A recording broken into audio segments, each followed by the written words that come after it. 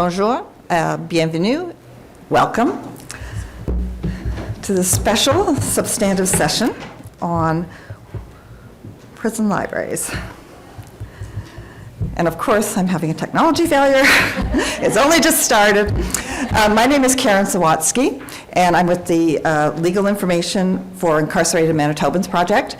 And first, we're going to start off with our land acknowledgement, and Helen Anderson will present that for us.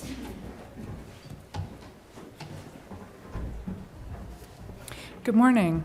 We would like to acknowledge that we are gathering on the unceded territory of the Kanien'kehá:ka, a place which has long served as a site of meeting and exchange amongst many First Nations, including the Kanien'kehá:ka of the Haudenosaunee Confederacy, the Huron-Wendat, Abenaki, and Anishinaabeg. We recognize and respect the Kanien'kehá:ka as the traditions of the lands and waters on which we meet today. Thank you. So, first, I'd like to introduce our panel. Our first speaker will be Kirsten Werman from the Manitoba Libraries Association and Prison Libraries Committee, Alan Kilpatrick from the Law Society of Saskatchewan Library, Helen Anderson, Community Legal Education of Ontario, Rami Oteak, Centre Hospitalier de l'Université de Montréal, speaking about her master's thesis, and Senator Kim Pate. We also have a special video presentation by Ava Sinclair, a resident at Buffalo Sage Wellness House. Kirsten Werman will begin by setting the stage.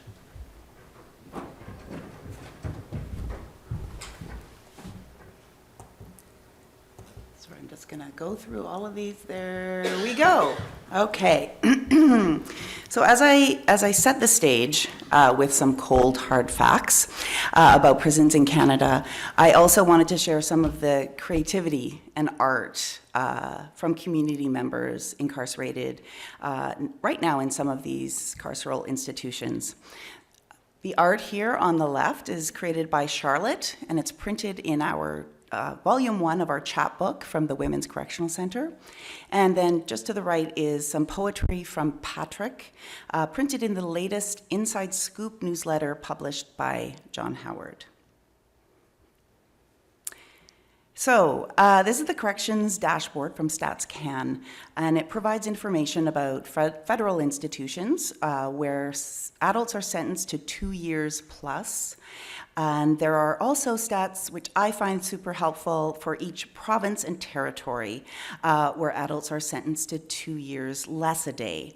There are also statistics for youth who are incarcerated in Canada as well. Indigenous, Black, and other racialized and marginalized people continue to fill prisons at disproportionate rates. In 2021, Indigenous people were incarcerated at a rate 8.9 times higher than non-Indigenous people. And in women's prisons, that ratio tends to be a lot higher. At the Women's Correctional Center, we're closer to 90%. The historical and ongoing colonialism facing justice-involved Indigenous people is linked directly to systems of discrimination and socioeconomic marginalization. You'll notice here, perhaps, down at the bottom, it states that over 75% are in remand, meaning that they have not yet been found guilty or sentenced for a charge. As argued by the John Howard Society, this is a cause for concern, as those people who are proven innocent, which is about 35% of remand prisoners, end up serving time that cannot be returned to them. Also worthy to note that racialized people are more likely to get remand rather than bail compared to white folks. The population is also aging and becoming increasingly multilingual, so there are growing needs for those demographics as well. I wanted to just highlight this report that was tabled in November 2023. It's a 2-part update called Spirit Matters, Indigenous Issues in Federal Corrections from the Office of the Correctional Investigator. In this update, Ivan Zinger found Canada's correctional population is becoming disturbingly indigenized, and that the correctional system seems to perpetuate conditions of disadvantage and discrimination for Indigenous people. So this is really important to consider in the context of any work being done in Canadian prisons today, federal or provincial. There is information poverty, and that's very, very real within prisons, and has become more like information obsolescence, or what Zinger has called information depriving. Since the 1980s, when the last real reports on prison library services were commissioned, any recommendations for improvements to library and school services have been ignored. There's no mandated directive or legislation to have libraries in provincial prisons, and so they don't really have libraries, not that what we would consider a real library. Taking away the right to read, to access information, to write, to think, has profound effects on the human spirit. A library and access to information is often seen as a privilege for good behavior rather than a right, or simply just a meaningful service or beneficial program for those prison community members. Meanwhile, most incarcerated people in provincial prisons in Canada have been convicted of non-violent offenses. So why are we putting more punitive measures on folks who are already punished? There is no internet. There's a lack of current technology or computers, even for data processing. There's a waiting list for school placements. And of course, information poverty is joined together with low literacy levels, and this does nothing to help incarcerated individuals deal with the complexities of our information-driven society, and nor does it offer access to the necessary information, including legal information, needed to understand and solve problems. There are, of course, other challenges and barriers, and I just wanted to point out another piece of art from one of our incarcerated women from our chapbook. So correctional institutions, their primary concern, of course, is safety and security, and that butts up and is counter to librarianship values of access and information. Communications with prisons can be extremely complicated, time-consuming, and very, very bureaucratic. It's quite often that one gets ghosted from prisons by corrections. There are security clearances and police information checks necessary to get into the prison, which we as volunteers often have to pay for ourselves. And once inside, you just never know, you might actually end up staying there for a while because of a lockdown. Of course, issues of censorship. There are the standard restrictions, nothing that glorifies violence, no sexual violence, gangs, no information about how to build a bomb. That all makes sense. But there are also other restrictions on the collection. There's just a broad censor for true crime, which in this day and age, where it's very, very popular amongst all of the general population, that just does not seem right. No hardcovers in many of the prisons. Often no magazines because of the staples. And again, I just want to say, no internet. Most times, though, the restrictions for what are accepted or not are not written down. So there's this arbitrary censorship, based perhaps on a prison staff's knowledge or lack thereof of a book, or based on a paternalistic view of what the incarcerated reader should be reading. A big challenge is that there's little to no financial support from corrections for legal or library programming and services. This short quote is taken from the Prisoners' Right to Read statement that library associations and prison library workers and volunteers from across Canada, including the Prison Libraries Committee, wrote back in 2016, and it was recently updated this year. I have a few copies over here. And it's also been, thank you, it's also been adopted by the Canadian Federation of Library Associations. It advocates for and asserts the value of libraries and access to information in Canadian prisons. Being incarcerated doesn't mean total deprivation of rights. The Charter still guarantees freedom of thought, belief, opinion, and expression. Fundamentally, we believe in access to information, to legal information, and to books for all, and that includes members of the community who are incarcerated. So that's a very, very quick background. And now we have a special guest, Ava Sinclair, who is joining us via a recording. It was pre-recorded, so she's not live, from Buffalo Sage Wellness House. It's a 28-bed community residential facility that houses conditionally released and federally sentenced Indigenous women in Edmonton, Alberta. So it's about a 15, she got 15 minutes as well, just like all of us, so. Thank you, Ava. Just watching some of these folks who are working with incarcerated people, and like they're nodding. These are the things that we hear, and it's just so so valuable to hear voices like Ava's, who can explain so clearly what her needs are, because that reflects what we are hearing from other folks as well. And it's inspiring to see and hear her desire and drive to get that information, and her ability to advocate for herself, or as she calls it, be argumentative in order to get it. Okay, I'm going to now, I'm still speaking, I'm just going to now jump into our Manitoba experience, but first, just as another way of introduction, I am a white settler of European descent, and our work with the Prison Libraries Committee in Manitoba occurs on Treaty 1, Treaty 2, Treaty 3, and Treaty 5 territories and the homeland of the Red River Métis. We as a committee acknowledge that we need to do better than this, and that what was promised remains unfulfilled. And so we are committed to working towards the TRC calls to action 30, 36, and 38, and the calls to justice specific to all Canadians 15.1 through 15.8 from the National Inquiry into Missing and Murdered Indigenous Women and Girls.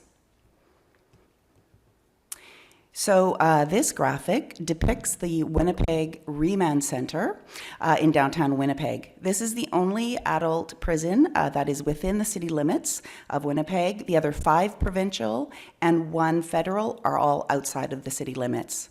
The Prison Libraries Committee, or PLC, is a volunteer committee of the Manitoba Library Association started in 2012, and we now provide books and library programming and services in some capacity to all provincial prisons in the province.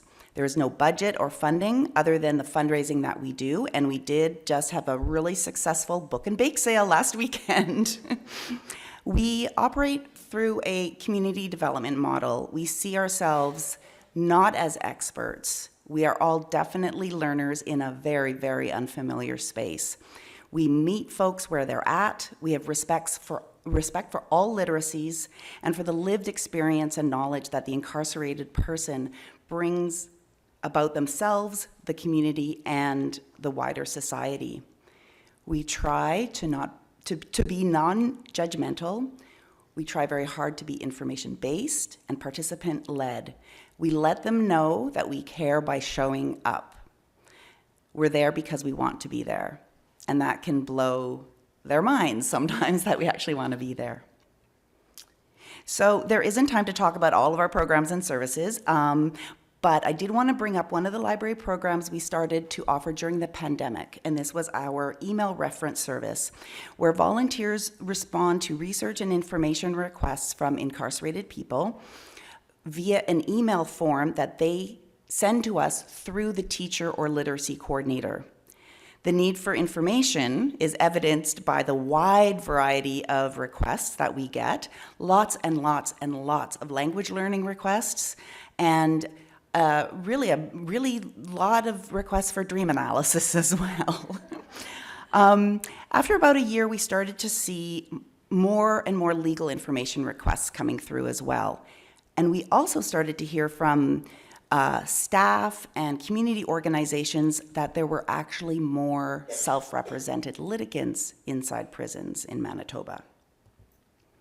So this opened the door for Karen at Manitoba Law Library, who I think had been trying for years to figure out how best to partner with PLC and support our work. And so we started working on this initiative.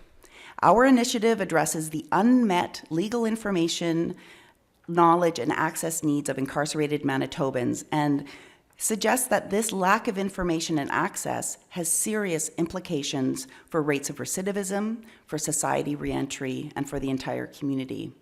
It was created out of a proof of concept project funded by the Law Society in 2023, and this year we received a 3-year funding commitment from the Manitoba Law Foundation to continue this work and expand our reach into every provincial prison in Manitoba.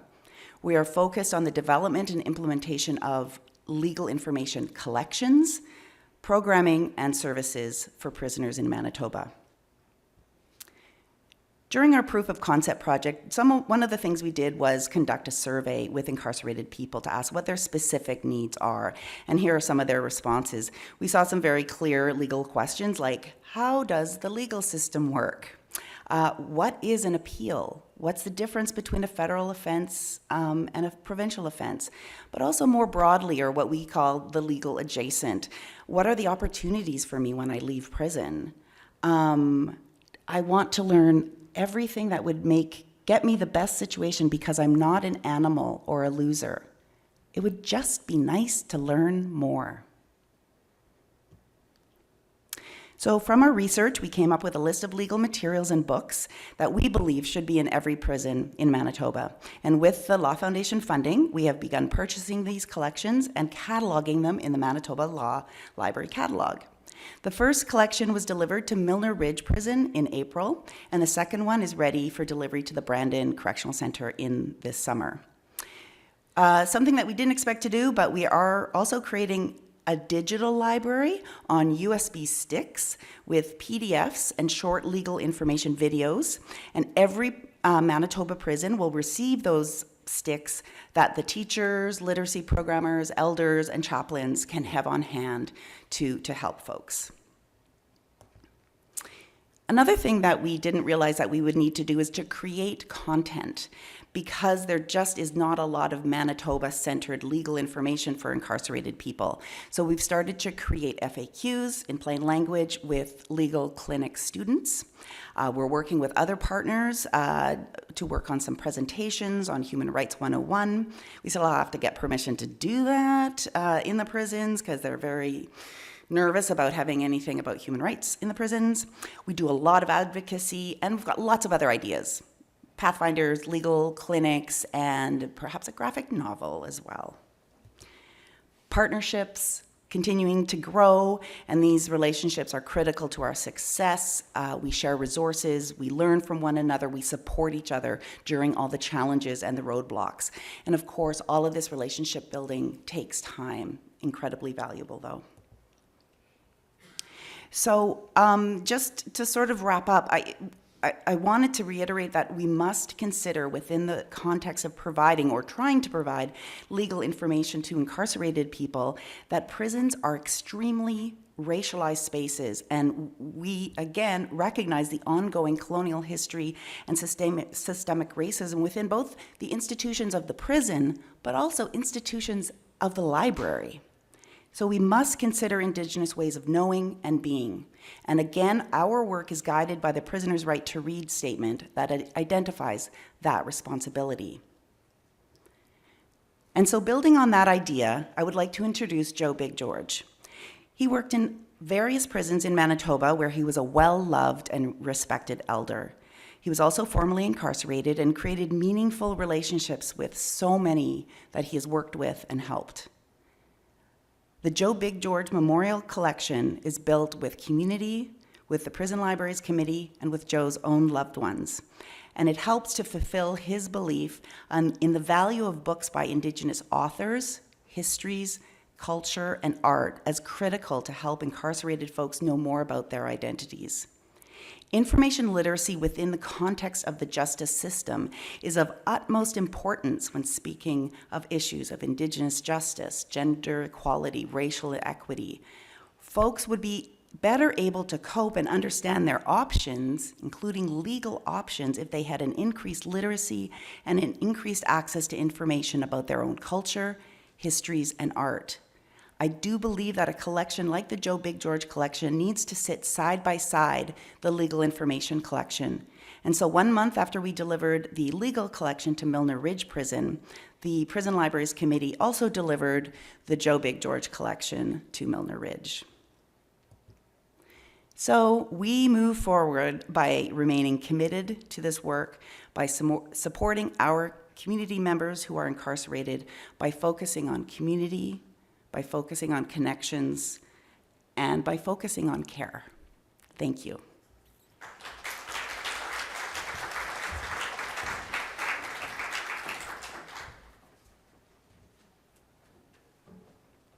Thanks very much, Kirsten. Next up will be Alan Kilpatrick. Alan will speak about what Saskatchewan has done to introduce legal information to carceral institutions.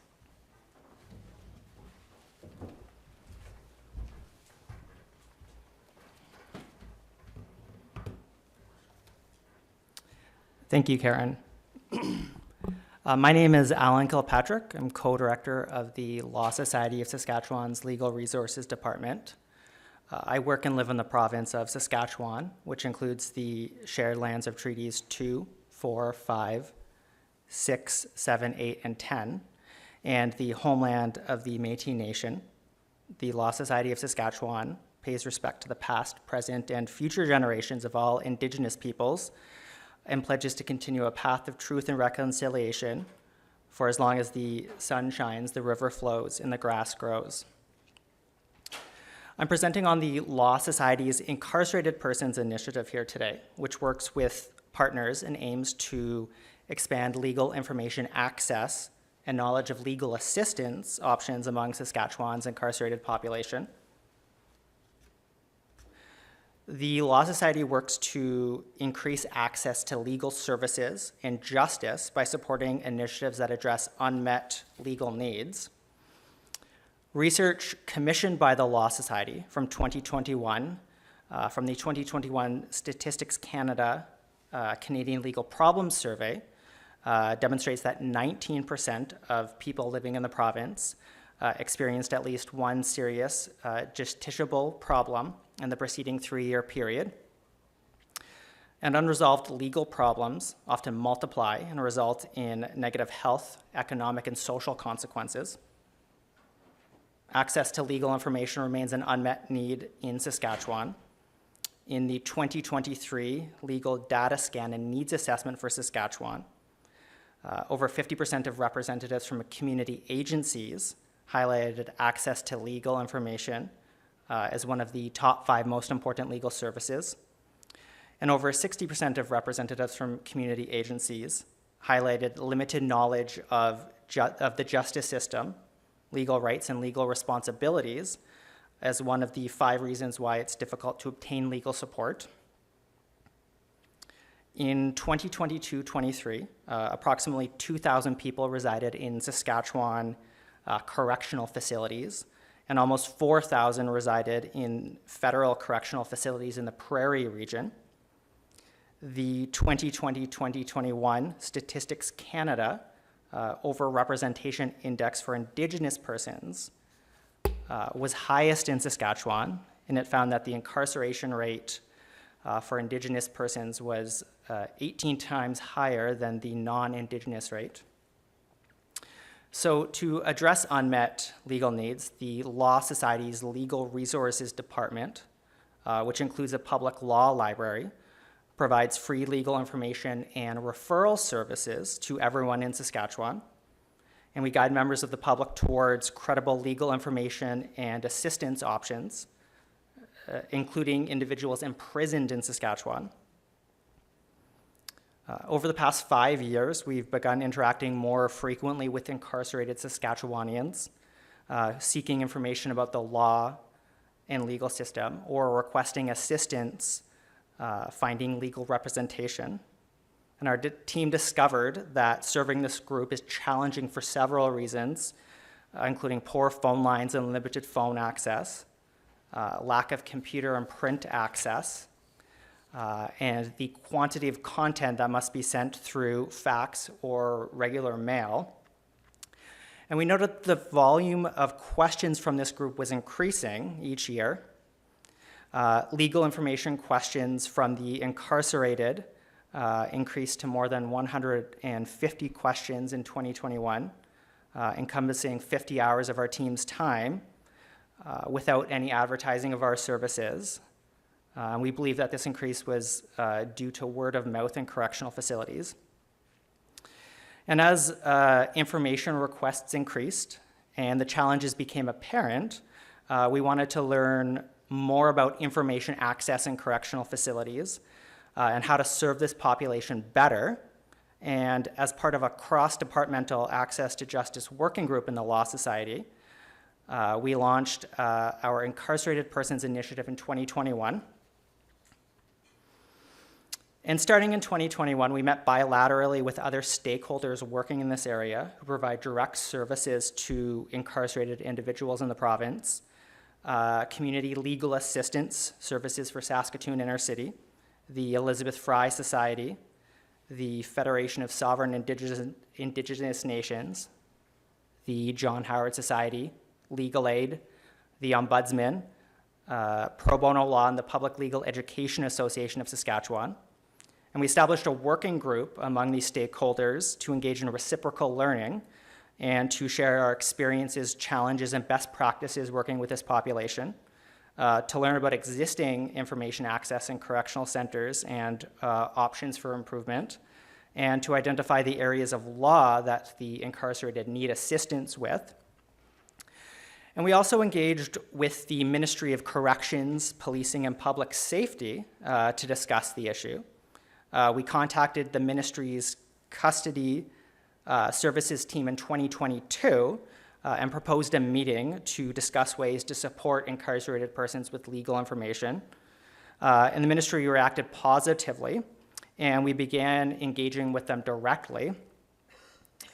In these meetings, the ministry made several suggestions about how we could help them improve access to legal information in correctional facilities. Some of the suggestions they made were that we could make it easier for incarcerated people to contact the Law Society, that we could recommend legal information resources for them, and that we could provide presentations to correctional center staff on legal information and assistance. And we began pursuing many of these suggestions starting in 2022. But first we developed guidelines for the Law Society of Saskatchewan based on what we had learned from our series of bilateral meetings to ensure that our services to the incarcerated were effective, setting out the scope of our services. So we provide incarcerated persons with legal information and options for assistance within 5 business days of our request. Information provided includes a disclaimer that it's not legal advice. We observe good legal referral practices and minimize referral fatigue by making the most appropriate referral. Due to the lack of computer access, phone remains the best way for incarcerated persons to contact us. There's 3 phones available for every 10 incarcerated persons in Saskatchewan correctional facilities. And we send information through mail or fax. We don't answer questions requiring us to interpret the law, help formulate a legal strategy. We don't provide non-legal information or transfer calls to another number. And information requests about controversial or sensitive topics where we have concerns about potential harm or privacy are directed to the Law Society's senior management for review. Next, we took several steps in 2022 to make it easier for incarcerated persons to contact us based on our discussions with the ministry. So we added the Law Society's phone number to the Saskatchewan Corrections free phone calls list, enabling incarcerated people to call us for free. Phone numbers not on the list do cost money to call, but all calls aren't confidential and they're all recorded. We added detail about our services and contact information to the Saskatchewan Inmate Orientation Manual, which is provided to all incarcerated people upon arrival. And we created posters advertising our services for prominent areas of all correctional facilities. And we provide these posters to the ministry for posting annually to alert incarcerated people to our services. And as we began advertising these services throughout 2022, we saw a rise in questions suggesting that these legal needs were unmet for a long time. So in 2023, we responded to 330 questions from the incarcerated, encompassing 77 hours of our team's time. The Corrections Ministry also invited us to provide virtual presentations to correctional center unit managers and team leaders on legal information and assistance services available to the incarcerated. So we arranged a series of presentations with presenters from our stakeholder group. And throughout 2023, we presented to approximately 75 correctional staff at the Pine Grove, Prince Albert, Regina, Saskatchewan Hospital, and Saskatoon correctional facilities. Through the presentations, we aimed to communicate key sources of legal information and assistance available to the incarcerated, and provide correctional staff with greater knowledge and ability to guide incarcerated individuals who have questions about the law or need legal assistance. And we also asked the attending correctional staff several questions, including how can we best help you support the incarcerated persons in your care? What legal needs do you find our incarcerated population has? And what access to legal information does the incarcerated population have? And we recorded themes from each question period and noted many comments about the rise in self-represented litigants, the wide variety of criminal and non-criminal legal needs, and the general lack of access to phones, computers, books, information, and physical space in Saskatchewan correctional facilities. Of course, access to computers is very limited in correctional centers. However, we learned from the ministry that non-internet accessible tablets provided by a commercial vendor were piloted in 2021 and 2022. And our ministry contacts suggested that these would be a good way to make legal information available to the incarcerated. So in 2023, these tablets were fully rolled out to correctional centers based on unit population, with one tablet available per 10 people. Exceptions exist or continue to exist for security and technical reasons, but these tablets are available at a charging station in the common area of each unit, available on a first-come, first-served basis. Now, these tablets offer a paid side with movies, email, music, and games, and a free side with information. And our stakeholder working group recommended a list of resources for addition to these tablets on several areas of law, including family, criminal, and estates law, based on our experiences and the experiences of our stakeholder working group. At the same time, we asked for an opportunity to user test one of these tablets so that we could evaluate their usability. And I met with ministry representatives on site at the Regina Correctional Center last September to evaluate the tablets. And the tablets are a viable way to communicate legal information to the incarcerated. However, there are several limitations and issues with these tablets. The content on the tablets has to be in PDF or Word format, and it can't contain any hyperlinks. The tablets don't have an internet browser or the ability to play videos. Organizing content on the tablets is very difficult as they don't feature a folder app. Content is simply displayed in one long list based on when the content is added to them. The Ministry of Corrections has to contact the vendor to add or delete content from the tablets. Any custom requests, such as creating folders or videos, requires custom work from the vendor.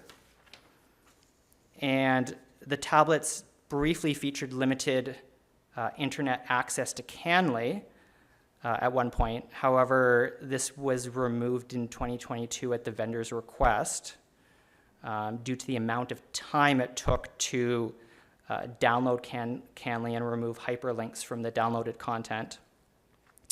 So given the limitations of these tablets, making legal information available in print for the time being might still be the best option. Saskatchewan Correctional Centers purchase annotated criminal codes annually, which are made available However, they don't provide any dedicated or centralized library spaces. So to make print legal materials available, we participate in the Saskatchewan Library Association's Prison Library Committee, which was established in 2021 with assistance and advice from the Manitoba Prison Library Committee. The committee provides incarcerated people with access to reading materials through regular book drop-offs and is currently partnered with the Regina Correctional Center, the White Birch Remand Center, and the Paul Dojak Youth Center. And we purchase a small number of print legal texts for the committee annually. To wrap things up here, there's a lack of research and data in Saskatchewan on access to legal information for the incarcerated. So in 2024, we submitted a research project to Pro Bono Students Canada, which matches law students with community and justice organizations. And the Law Society was matched with 2 law student volunteers. We asked these students to review the legal framework for information access in correctional centers and provide recommendations and good practices to ensure incarcerated populations can access legal information and assistance. And in their paper, which they delivered to us recently, they had identified several good practices in the literature. Moving forward, we're continuing to work with our stakeholder services group and directly with the ministry to achieve the full potential of the tablets and to consider other ways that legal information might be delivered to the incarcerated population. Thank you.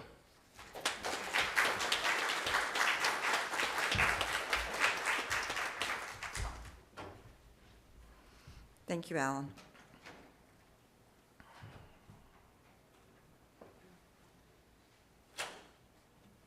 Next, we will have Helen Anderson from CLEO, and she will speak about the progress that they've made since their 2019 working paper on the legal information needs of incarcerated people.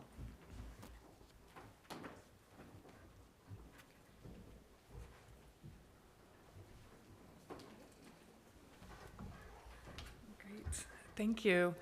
My name is Helen Anderson. My pronouns are she and her, and I'm the director of CLEO Connect at Community Legal Education Ontario.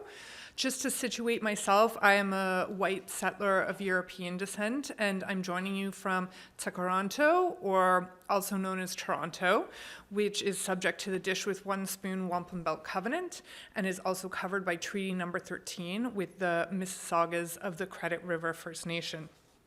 Though CLEO does cover all of Ontario in our work, our head office is based out of Toronto. And as I get started, just to get a sense from the audience, how many of you have heard of community legal education before? It's okay, it's not a test. All right, a bunch of you, that's great. And so we provide public legal information to people across Ontario. It's all free. We are part of the community legal clinic system, although we don't offer direct services to clients. We are a public legal information organization. And so there are 4 main areas of CLEO. One is our Steps to Justice, or Justice Pas à Pas websites, and they provide answers to over 700 frequently asked questions about the law in many different areas. And they also provide steps that people can take to help address their legal issues. There's also resources on the website, as well as information about free or low-cost legal services. And I have links to all of these websites at the end of my presentation. We also offer free print publications in English and French, as well as a few additional languages that people can order for free, and we will deliver these to you. And so these cover a number of different areas of civil law and criminal law. And then CLEO Connect, the area that I'm associated with, supports trusted helpers who assist people with law-related problems. So trusted helpers are people like librarians, like healthcare providers, chaplains in the case of people who are incarcerated, settlement workers, housing workers, so anyone who is in that role of assisting people who have law-related problems. And then we also have our Guided Pathways website, which is an online tool available in English and French that helps people complete legal documents and law-related forms. So I just want to provide an overview today of my presentation. I'm going to speak a bit about our working paper that we released in 2019 that shares the findings of research on the legal information needs of incarcerated individuals. I'll also speak a bit about our partnership with the University of Ottawa and the work we did on the Jail Hotline Resource Hub, as well as go over some of our current work that includes updating our environmental scan and conducting community outreach, and then I'll share some information about making connections. So our 2019 working paper on the legal information needs of persons who are incarcerated was supported by the Canadian Bar Association's Law for the Future Fund, and it shares research on how to better understand and address the public legal information and education needs of adults in Ontario who are incarcerated or have been recently released. And so this involved a literature review, an online scan of legal information for people who have been charged, are incarcerated, or have been recently released, an online scan of literacy training programs and materials, as well as interviews with 38 staff at community or legal organizations who work with people who are incarcerated. And the problems of adult prison populations in federal and provincial institutions in Ontario are vast and range across a spectrum of social, health, criminal, and civil legal issues. Men and women who enter the criminal justice system often have no idea what's happening to them, where they'll end up, how long they'll be on remand, or what the criminal process entails. On being taken into custody, people can lose their employment or housing, miss loan or support payments, or experience other consequences of being suddenly absent from daily routines and responsibilities, many of which often include families and young children. In many institutions, people who are incarcerated are isolated and have little or no access to information and support that might help them understand and better cope with their legal problems. Also, across all stages of incarceration and post-release, literacy and language issues present significant barriers to accessing information. Average literacy levels are much lower among federal and provincial prison populations than among outside populations. So some of the areas that we focused on in the working paper include different points in custody. So the needs of people who are in remand, serving a sentence, pre-release or post-release. We also explored opportunities and barriers to connecting people with legal education and information, and we examined topics, formats, and delivery channels for legal information. In terms of our findings, informants identified a number of civil legal issues that people who are incarcerated need help with, many of which are quite specific and reflect people's need to take one or more steps to deal with their problems, which aren't always legal in nature, but have the potential to become legal problems if they're not dealt with. This includes making some kind of transaction, such as filing a document or paying bills, or putting something in place to safeguard belongings, take care of pets, and so on. On entering the system, people may need legal information to help them deal with housing, work, or family issues that arise from being arrested. And in terms of the legal information needs we identified, for people who are entering the system, they needed information about the criminal process and what comes next, civil legal information to deal with everything that has been disrupted in their lives, so housing, work, family. For people serving a sentence, they needed information on their rights and how to best exercise those rights. And for those preparing for release or recently released, they needed information on how to re-enter society, including info on workers' rights, tenants' rights, applying for income support, as well as training for job readiness, literacy, and other life skills. We found that there were a number of information delivery channels through which people access legal information, and these included family and friends, social and health workers, chaplains, institutional duty counsel and other legal supports, health and poverty advocates, volunteers, corrections staff, and in-prison programs such as prison libraries, mass mailings, education sessions, and programs run by volunteers, such as book clubs. We also found that opportunities and information channels differed significantly from one institution to another. Some of the challenges that were identified in terms of accessing legal info included that circumstances can change and close off a delivery channel temporarily or permanently. We definitely saw this with the COVID-19 pandemic, when many prison libraries, for those that had them, shut, as well as in-person literacy tutoring programs, for example, also ended, some of which started again as the pandemic waned, and others still remain closed off.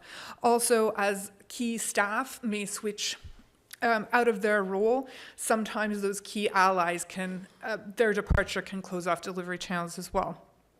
The flow of information is strictly controlled and permissions are required. The material often needs to be reviewed in advance. Print material cannot have staples or paper clips. Some facilities don't have libraries, print collections, or bulletin boards. And as has been mentioned before, people who are incarcerated have no access to the internet. In terms of what we heard about effective tips for creating legal info, we heard that there's a need for plain language and clear design. Also, that the information needs to be trustworthy. So that includes that it's culturally appropriate and culturally safe, that it comes from a lived experience perspective. Also, a suggestion was to create very simple one-page fact sheets or infographics, to include clear step-by-step information, especially about the criminal process and timeline. So for example, I'm here, what happens next? It was suggested to use images and graphics and brightly colored paper, and to use large print. This is easier to read both for people who have vision limitations, but also for people with low literacy skills. Also, booklets should be without staples or paper clips, and short columns for prison newsletters can sometimes be an effective channel to pass along legal information, or small referral cards that can be carried around in a pocket.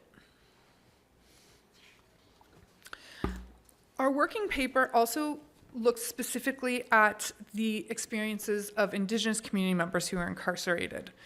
And we found that the impact of colonization leads to unique barriers experienced by Indigenous individuals who are justice involved.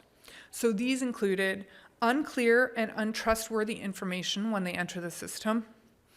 Many of them didn't know their options if they chose to identify as Indigenous. So for example, GLADU reports, options for diversion. Many weren't prepared for transition on release. So for example, don't have work, housing, a source of income, or identification. And particularly in Northern Ontario, there were lower English and French literacy levels. So in terms of next steps that were identified, it was suggested to produce clear information on the criminal process, including information produced by and for Indigenous communities. More information on GLADU submissions, civil legal information to deal with disruptions to work, family life, housing, income support, and other civil law areas, and a need for improved access to legal education and information. Additional next steps included information on prisoners' rights and how to exercise them, more information on immigration detention in multiple languages, life skills training pre- and post-release, as well as education, information, and support to re-enter society. So following our work on this working paper, CLEO has been trying to address some of these identified next steps. So this includes partnering with the University of Ottawa and the Criminalization and Punishment Education Project. So prior to the pandemic, the Department of Criminology at the University of Ottawa and the University of Ottawa Faculty of Law hosted a prison law practicum in 2019, and this was designed to have students answer calls from the Ottawa Carleton Detention Centre on what's called the Jail Accountability and Information Line, or the acronym was Jail Hotline. And so CLEO created a resource repository to support volunteers answering the jail hotline. And so this was information for law students or volunteers that they could print out from our website and mail to people or to respond over the phone. As I mentioned, it served people incarcerated at the Ottawa Carleton Detention Centre, and it provided information about the law and community supports.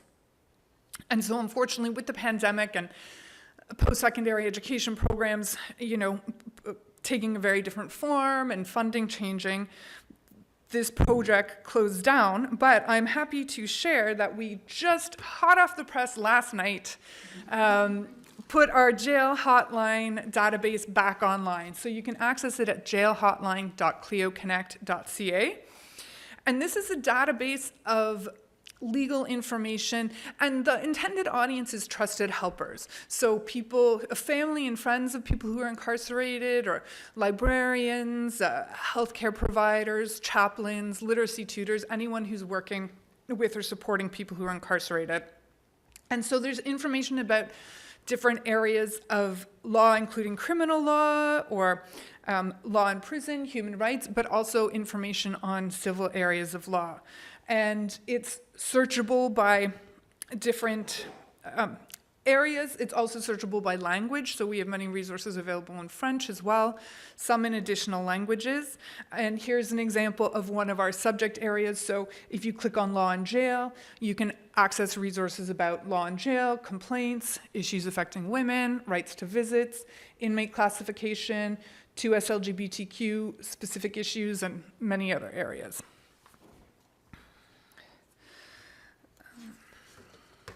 So in addition to we're updating our jail hotline database, our current work also includes conducting an environmental scan of resources and supports in Ontario and across Canada, as well as updating our adult education curriculum materials. So we do have curriculum toolkits for adult basic literacy, life skills, and English as a subsequent language. And so there are lesson plans on our website, and we do hope to be working to create more curriculum toolkits specifically for people who are incarcerated.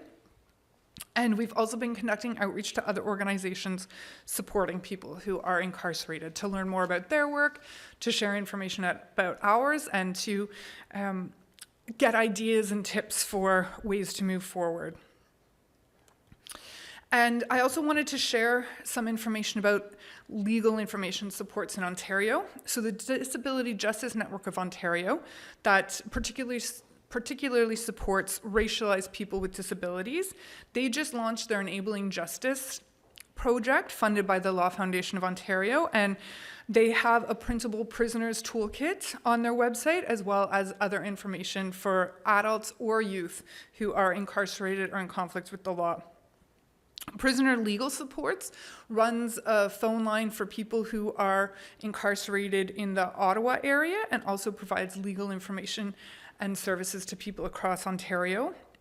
Right On is an organization where people who are incarcerated can request by mail to be sent legal information, and volunteers will respond to these requests.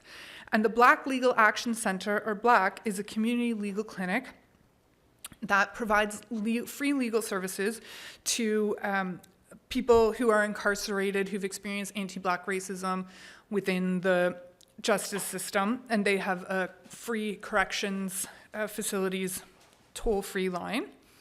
Also, the Queen's Prison Law Clinic has a free hotline and serves people who are incarcerated in the Kingston area, including the Warkworth Institute. And this isn't an exhaustive list, but just some supports. Then there's also supports in terms of advocacy and education. So there's the Toronto Prisoners' Rights Project, which did have a hotline previously, but that's temporarily shut down. The Criminalization and Punishment Education Project. PASAN provides support in terms of HIV and hepatitis C prevention, education, and supports for people who are incarcerated or recently released. The Prison Education Project through the McMaster Indigenous Research Institute provides education and support to Indigenous people who are incarcerated. It also involves the Walls to Bridges program that Ava mentioned in her video. There are also education programs like the Corrections Literacy Initiative, Literal Change, Centennial College has programs, and the Toronto Public Library. And there's also book clubs for inmates, as well as the John Howard Societies and Elizabeth Fry Societies.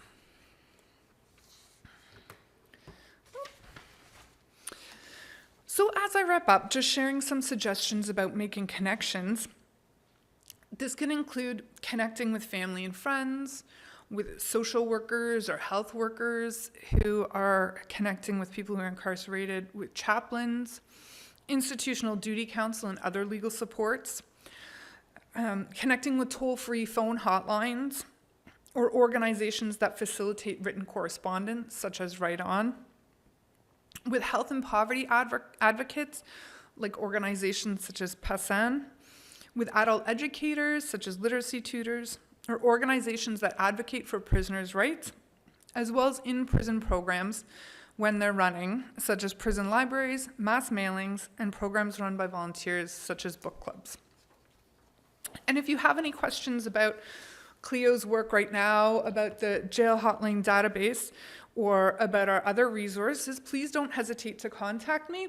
My email address is up here, and these are also the links to our website, so our CLEO main website, the Steps to Justice website, and the CLEO Connect website. And as I said, many of our resources are available in French as well.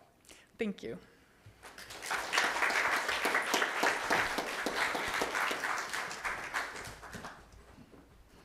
Thank you very much, Helen.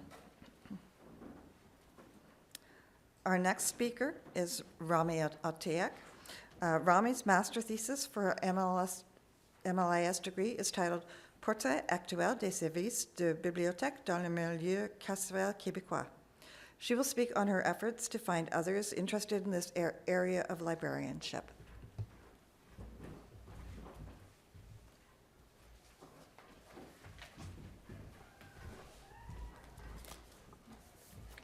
Merci. Alors bonjour à toutes et à tous, je m'appelle Rami Atiek et je suis très heureuse aujourd'hui de venir vous parler de la situation actuelle des bibliothèques dans les établissements de détention provinciale au Québec. Donc pour connaître cette situation, j'ai mené une recherche en 2022 avec mes deux directrices de recherche, Marie Martel et Christine Dufour, dans le cadre de ma maîtrise en bibliothéconomie, où j'ai pu mieux connaître le milieu carcéral québécois et découvrir les difficultés que connaissent les bibliothèques de prison, que ce soit au Québec ou ailleurs dans le monde. Cette recherche est la seule qui a été faite sur le sujet. En fait, la seule étude connue a été menée à la prison de Bordeaux à Montréal en 1973 par André Castonguay, professeur à l'Université de Montréal en bibliothéconomie avec ses étudiants de l'époque, où des gens ont constaté que les besoins informationnels des personnes détenues n'étaient pas adéquatement comblés. En fait, les livres proposés ne plaisaient pas forcément aux personnes détenues et ils se fiaient davantage aux bouches à oreille en fait, pour se partager des lectures. Donc aujourd'hui, je vais vous parler principalement du contexte québécois, de la méthodologie, des résultats qui sont ressortis et des pistes de réflexion pour améliorer la situation. Donc le Québec compte 18 établissements de détention répartis un petit peu partout dans la province, où les personnes détenues se divisent en deux catégories, les prévenus, donc en attente de leur procès, et ceux qui purgent une peine d'emprisonnement. Les services correctionnels du Québec misent sur la réinsertion sociale. Donc au Québec, la loi S40.1 sur le système correctionnel prévoit que les 18 établissements de détention où les personnes incarcérées purgent une peine de moins de 2 ans aient un programme d'activité. Donc, à proposer aux personnes détenues comme des activités de formation académique, des activités de travail, qui soient rémunérées ou pas, des activités sportives, socioculturelles et de loisirs, où la bibliothèque se situe. Mais il faut savoir qu'en aucun cas, la bibliothèque n'est réellement nommée. Elle est prise comme pour un loisir. Selon les statistiques du ministère de la Sécurité publique, en 2021, la population carcérale est majoritairement masculine. On compte 11% de femmes, 2,9% d'Inuits et 4% d'Autochtones. Et la majorité purge une peine moyenne de 47 jours. Ça, c'est pour les peines un petit peu plus courtes. Et ça peut dépasser, en fait, une centaine de jours pour des peines un peu plus longues. À la différence, donc, au Canada, Service correctionnel Canada préconise des espaces dédiés à la bibliothèque dans les établissements de détention fédéraux, Des rapports ont été publiés durant les années 80 pour tenter d'améliorer les services offerts. Il y a eu 2 études majeures qui ont été publiées en 2003 et en 2011. Et en 2012, un guide national pour les bibliothèques dans les établissements a vu le jour. À ce jour, au Québec, il n'existe pas de guide pour aider les personnes responsables des bibliothèques dans les établissements de détention. Des études ont également été menées aux États-Unis, au Royaume-Uni et en France, où, de façon générale, en fait, on remarque en fait un manque de personnel, de ressources financières, de ressources matérielles, qui sont souvent évoquées pour parler des difficultés que rencontrent les bibliothèques de prison. Ça, c'est sans compter la censure aussi, qui fait partie d'un problème majeur. Donc, pour revenir à la recherche que j'ai menée en 2022, l'objectif de cette recherche était de décrire la présence des services de bibliothèques dans les établissements de détention, de mettre en lumière la gestion et l'organisation de ces bibliothèques et d'en décrire les rôles que joue la bibliothèque. Donc, la recherche a débuté par une recension des écrits et ensuite une enquête descriptive a été menée. Il a fallu obtenir l'approbation éthique de l'Université de Montréal et du ministère de la Sécurité publique pour débuter la recherche. Une fois que cela a été fait, on a envoyé un questionnaire auto-administré qui a été en fait envoyé par le ministère même de la Sécurité publique aux personnes responsables de la bibliothèque. La collecte de données s'est effectuée en juin 2022 et sur les 18 établissements, 15 ont répondu pour un taux de participation de 83%, ce qui était vraiment très bien. Le questionnaire était divisé en 6 parties. Donc, on voulait voir la situation des établissements de détention, le profil des détenus, les services de la bibliothèque, la gestion et l'organisation, le rôle de la bibliothèque et le profil des participants. En tout, il y avait 69 questions et les réponses étaient anonymes et confidentielles. Comme il n'y avait pas de cadre sur lequel se baser, en fait, le questionnaire s'est principalement inspiré des lignes directrices de l'IFLA, donc la Fédération internationale des associations et institutions de bibliothèques, pour structurer le questionnaire et déterminer sur quelle base évaluer les bibliothèques dans les établissements de détention. Donc, si on commence par les caractéristiques des établissements, en fait, 4 régions possèdent 2 établissements sur leur territoire et 5 des 15 établissements qui ont répondu au questionnaire comptent une population carcérale de moins de 100 personnes et seulement 2 en comptent plus de 500. On compte 2 catégories d'établissements, donc pour les hommes et pour les femmes, et ils sont principalement en fait destinés à une population adulte avec une moyenne d'âge comprise entre 21 ans et 59 ans. Même si on a vu que dans certains établissements, il y avait des jeunes qui étaient plus jeunes en fait que 21 ans. On constate aussi que pour 3 établissements, la population carcérale est homogène, donc qui s'identifie à un seul groupe ethnoculturel, et un seul établissement a une population très hétérogène.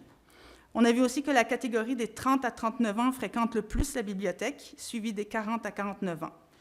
Pour ce qui est du taux d'utilisation de la bibliothèque, les responsables estiment que le taux d'utilisation est en dessous de 40% pour 66% des établissements, mais 2 établissements se démarquent avec un taux au-dessus de 60% et un seul avait un taux de fréquentation de la bibliothèque au-dessus de 90%. Si on regarde maintenant les services offerts par la bibliothèque, le questionnaire posait des questions sur l'accessibilité, l'aménagement, les collections, les activités et les technologies.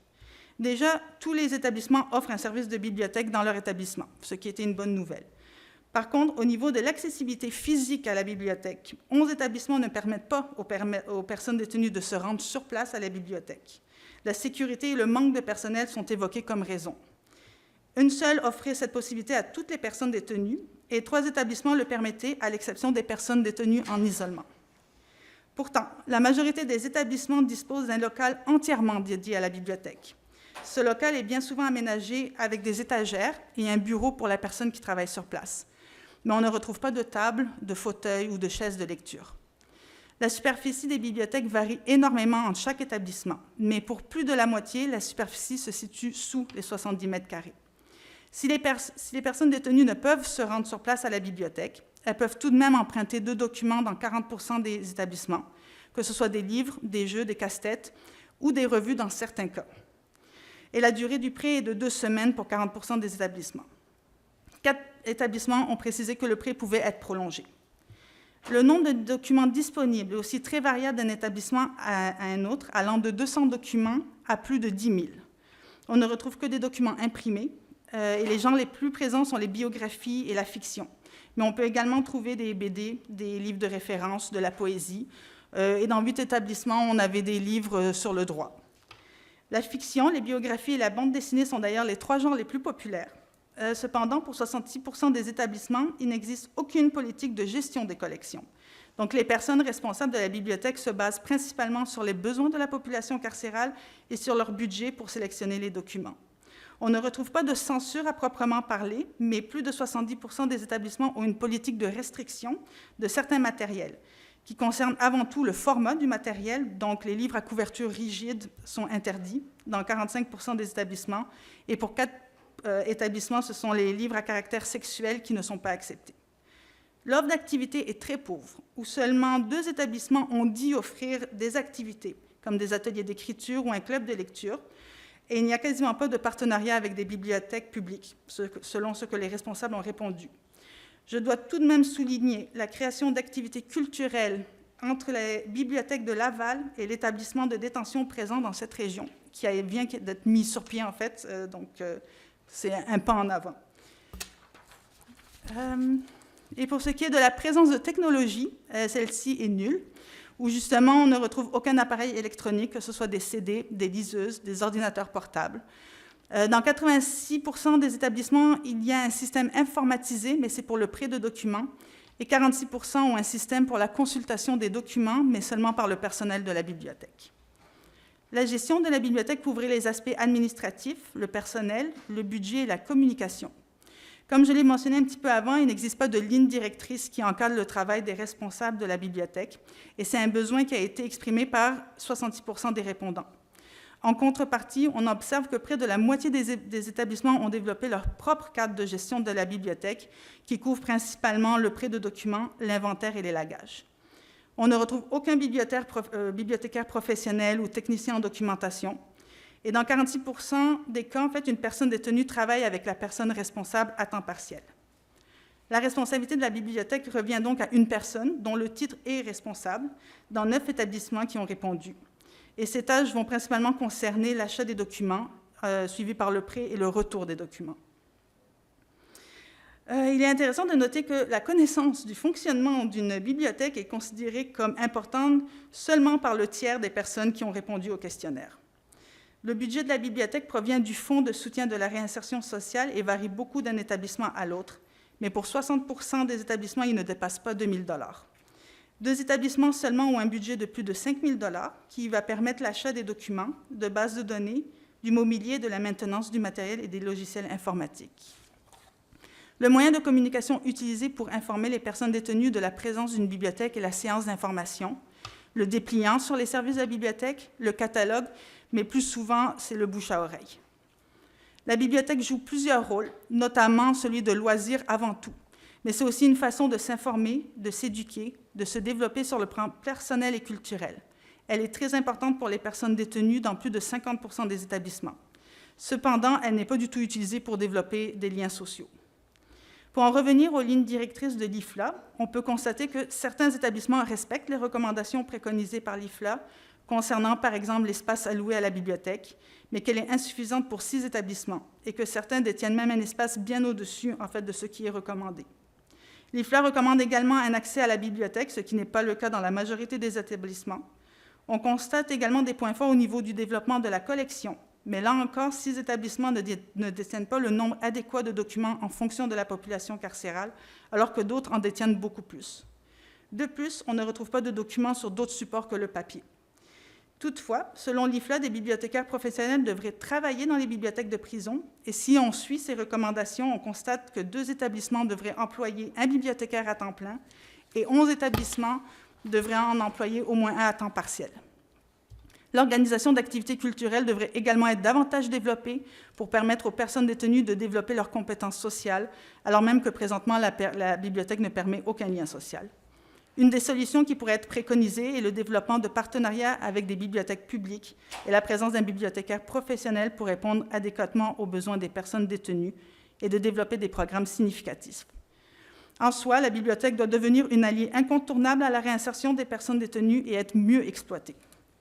En conclusion, on remarque tout de même qu'il y a des points positifs, mais qu'aucun établissement ne se ressemble et qu'il reste beaucoup de travail à faire.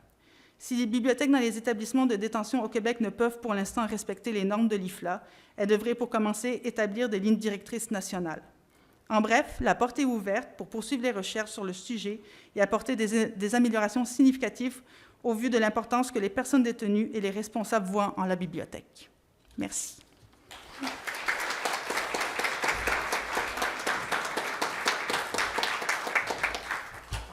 Merci, Romy. We will finish up with Senator Kim Pate. Senator Pate has long been an advocate working in and around the legal and penal systems in Canada.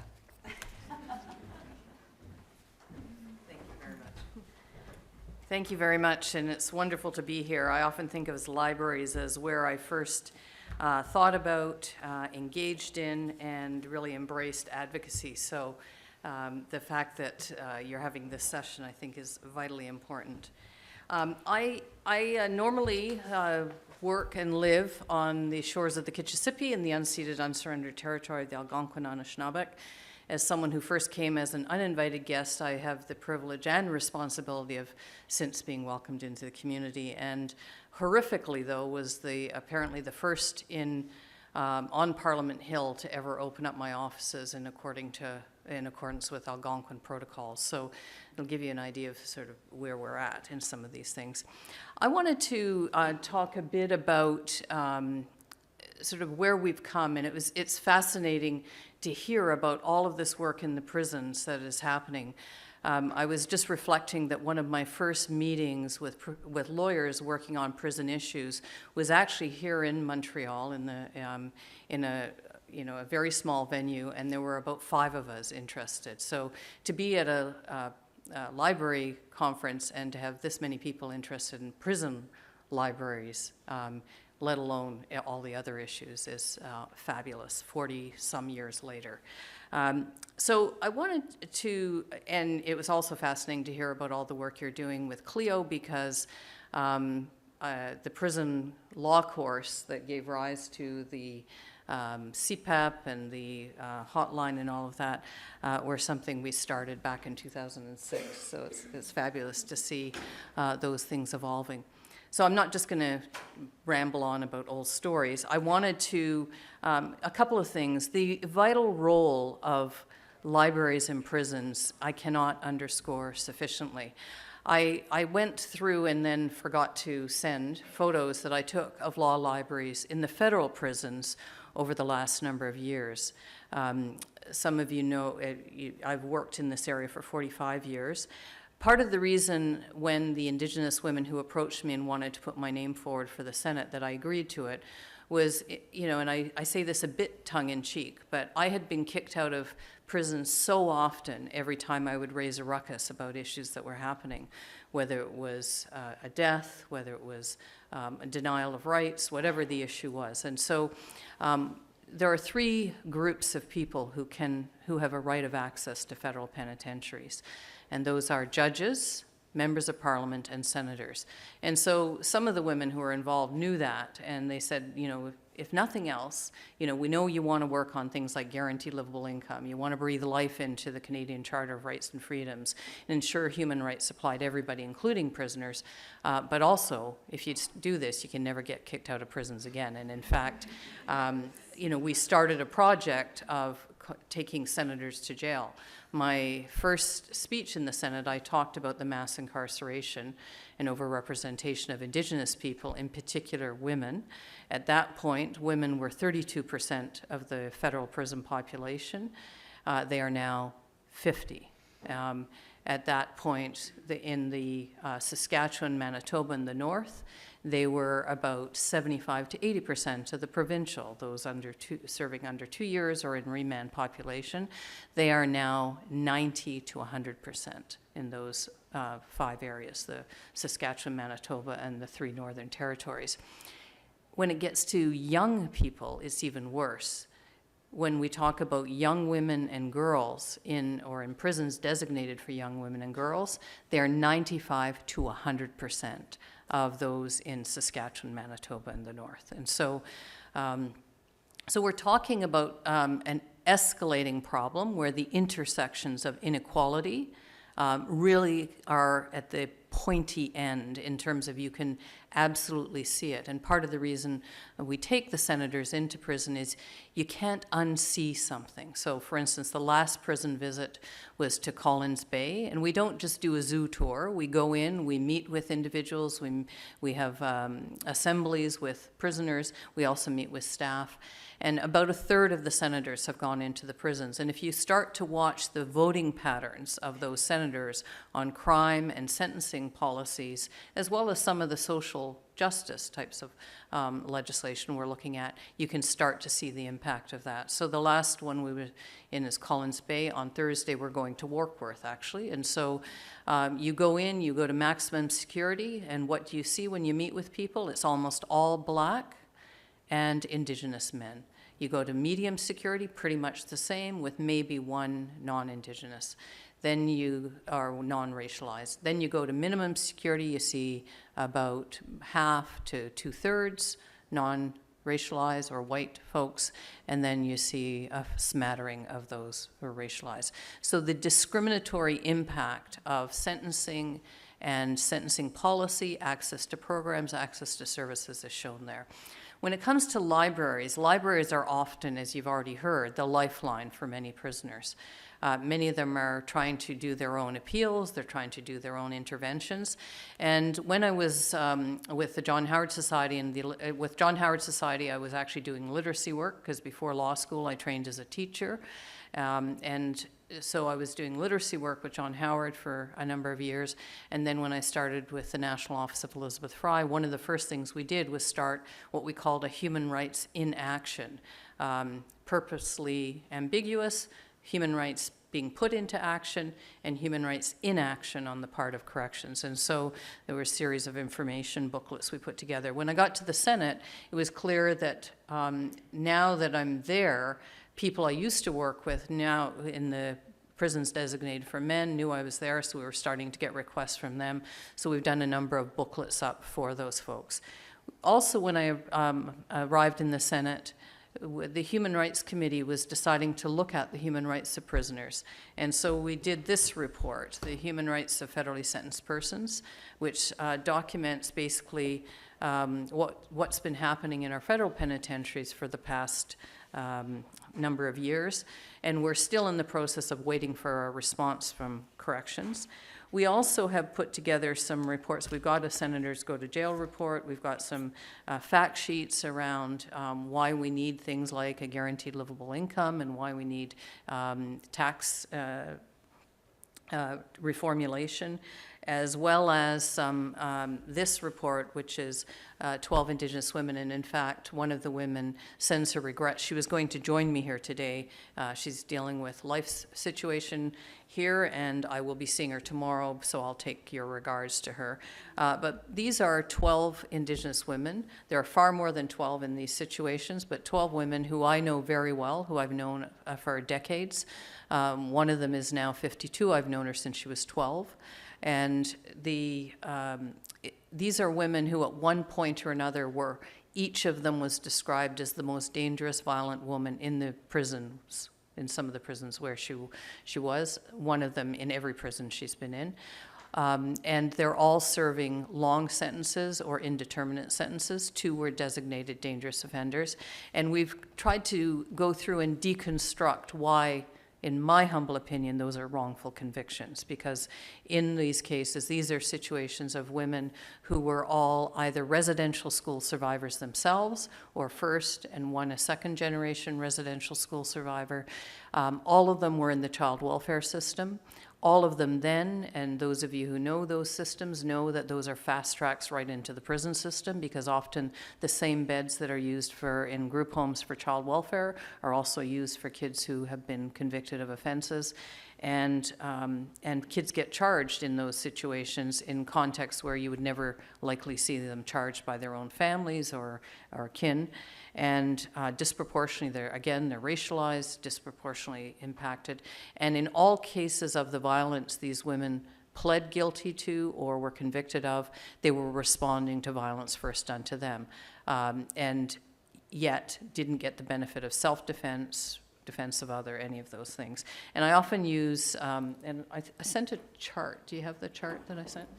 I often use this example to give you an idea of why we need, and in this case, I'm saying you as folks working in libraries, to educate, because it's not merely providing information that's available, but helping to do the critical thinking that is so often missing these days. And I worry with I just was in Quebec City on Friday talking to folks who are working on AI, and I worry about the diminishing of critical thinking.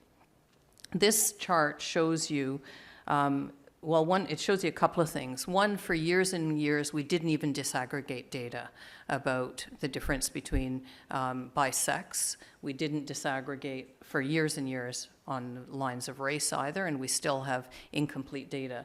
So from the time we first said the overrepresentation of Indigenous people in prison in Canada is a crisis, that which is back in the early 90s with the Royal Commission on Aboriginal Peoples and some of the Manitoba inquiry, we've seen the numbers go up. You see that we don't see disaggregated data until just about 12 years ago, when you start to see the changes. And then you see the impact. The green bar is women, and the salmon or reddish bar is men, and the blue is all of them together. And what's underneath is important, because we often talk about the progress that is made, and I heard a reference to Gladue earlier. I'm encouraging many First Nations and Indigenous folks to not use the term Gladue for two reasons. One, Jamie Gladue herself doesn't want that term used. She didn't benefit from the Section 718(2)E of the Criminal Code. And secondly, to me, it epitomizes this intersection of race and misogynist interpretation of the law. What do I mean by that?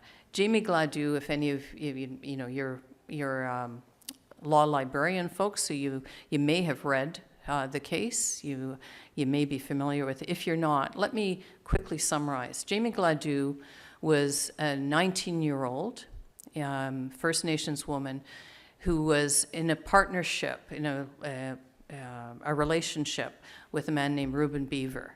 So she was 19, pregnant with her second child by Reuben Beaver. She had been hospitalized several times as a result of his beatings of her. He had been jailed several times as a result of those assaults. He moved Jamie from Calgary to Nanaimo on Vancouver Island to get her away from her supports. Mostly her dad, who was a single dad who was raising her siblings. Her dad was so concerned about her safety, he moved the other siblings and himself to Nanaimo, got work, and lived beside her and Reuben Beaver. And he had a rule. None of the other kids were allowed to be left alone with Reuben Beaver. So concerned was he for their safety. The night Jamie stabbed him and was subsequently charged with murder, he had first beat her up. Then he had gone next door, broken in through the bedroom window, raped her sister, came back, beat her again, and when she stabbed him, he was trying to get back in through the front door into the unit where her sister and her other siblings were. Why do I even tell you that? Not to put horrible facts in your head, but because the way the case was argued, it became a case of a misapplication or a lack of application of Section 718(2)E. What is Section 718(2)E? Well, in the early 90s, around the time that Corrections and Conditional Release Act was being brought in, a decision was made that the mass incarceration and the overuse of incarceration by our courts was at a crisis level. So we're talking more than 30 years ago. It was a crisis. And so one of the things that they put in the sentencing provisions is imprisonment was to be used as a last resort.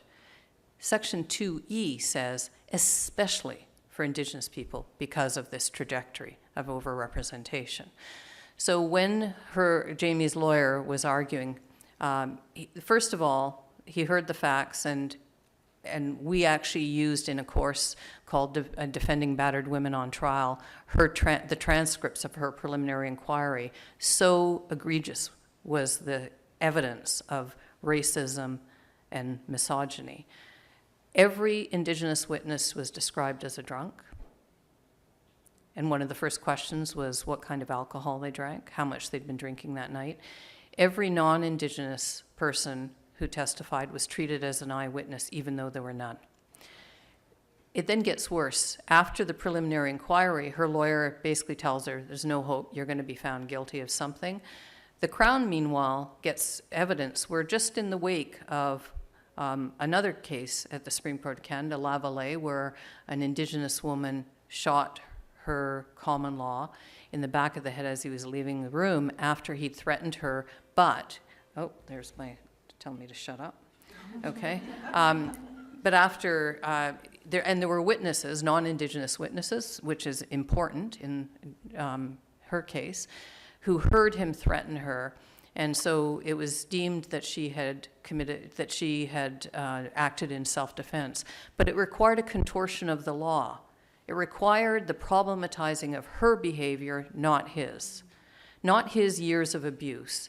She was described as having lost her mind. She snapped, so she was pathologized for what I would argue is a reasonable response to unreasonable violence to try and protect her life. Fast forward, we get to Jamie's situation. So the Crown knows there's a history of abuse. He gets that information. He offers a plea deal that if she pleads to manslaughter, and at that time there wasn't a mandatory minimum for a weapons offense, you'll get a conditional sentence. It's seen as a sweet deal if you were guilty.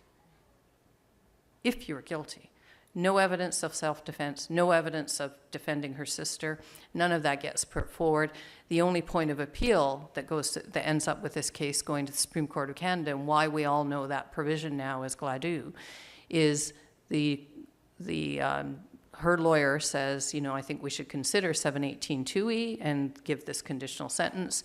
And the judge says, no, that doesn't apply to her because she doesn't live on reserve. That was the point of appeal. Not the fact that she'd been beaten to a pulp many times, not the fact that he'd raped her sister, and she gets described as a jealous wife who stabbed her common law because he was having an affair. Now think about it. That's why I say the role of librarians and libraries is vitally important to also provide those points of critical analysis, to be able to take that material and manifest it in different ways. So why do I tell you this? Because I think in addition to what you've already heard from these fabulous folks working in and around this system, there are opportunities to get information into prisoners, but the only way to get it in, as you've heard, there's no access at this point yet to computers. So the only thing is print material, and it's still one of the last bastions of using fax machines. I had to get special permission in the Senate to have a printer with fax capability, because I said otherwise I can't get any of these folks' documents when they want me to have their legal documents, because the prison won't do any. They might mail it, but then they charge the person for the photocopying, the postage, even though it's supposed to be postage free if it comes to us at our Senate and MP offices. So we've developed a bunch of material. Because I was driving, not because I want to, get rid of more trees, I brought a bunch of print material so you can see some examples. We can send out links to all of this. We have it all available electronically as well, but please take the print material because I'm actually not going to lug it back to Ottawa. And you'll see some examples of some of the work we're doing. This one in particular, there are many, many folks, family members, who want to join in to try. There's a bill before Parliament right now, Bill C-40, which is to allow for conviction reviews to happen in a different way. It's called the Joyce and David Milgard, and you'll see this, David was involved in this process. And so there's an opportunity. Many times folks inside, and you heard it a bit from, is it Ava from Buffalo? Yeah, from Buffalo Sage, that many times folks want to be involved in some of these campaigns. They have a direct opportunity. Every prisoner right now could be having a say in what's going to happen in those conviction review processes. And I often say if I had a lawyer for every single prisoner, there'd be a court case for every single prisoner, not the least of which some of the issues you've been raising. So if there are materials that we can assist with, if there are ways that we can share information, we're happy to do so. As I say, they're all available electronically.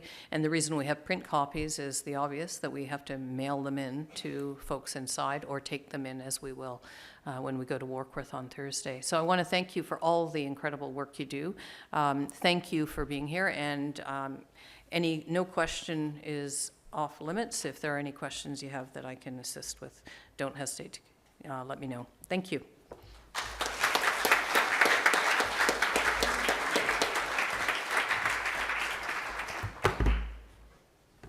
Thank you, Senator Pate. Thank you, Kim. Thank you to all our panelists for their insightful contributions. We hope that today's session provided you with a deeper understanding of the significant role that prison libraries and access to legal information play in supporting incarcerated persons. It's clear that there is much work to be done to ensure that all incarcerated individuals can access the resources they need to understand and exercise their rights. We'd like to take the opportunity to have you think about this session as just the beginning. We encourage you to take the ideas and lessons learned here today back to your own communities and continue to advocate for better library services and legal information access for incarcerated people. Once again, thank you to our panelists, Kim, Alan, Helen, Kirsten, and Romy. Thank you, Stephanie. Can I Absolutely, yes? absolutely, Okay, you can do it. We'd also like to thank our sponsors.